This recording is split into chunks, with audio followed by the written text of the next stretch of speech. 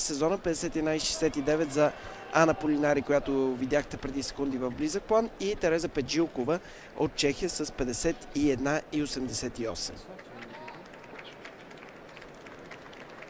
Напомням ви, 52 секунди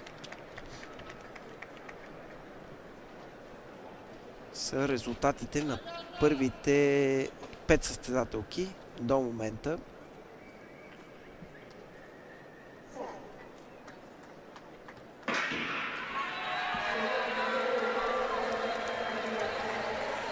Много добро начало за Майя Чирич от Сърбия.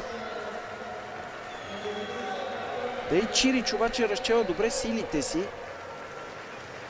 Тереза Педжилкова се движи много добре. Сега вече Ана Полинари с добра атака.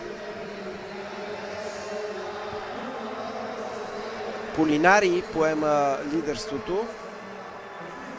Педжилкова и Полинари на челните две позиции.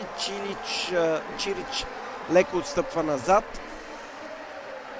Сега започва атака на Хелена Понет. Победата ще бъде за Тереза Педжилкова. 51,97. Второ място за Полинари. Трето за Хелена Понет. –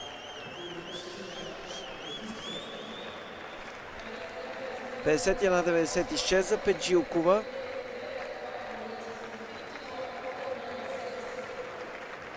Със сигурност Полинари ще прави компания на Аличе Манджоне.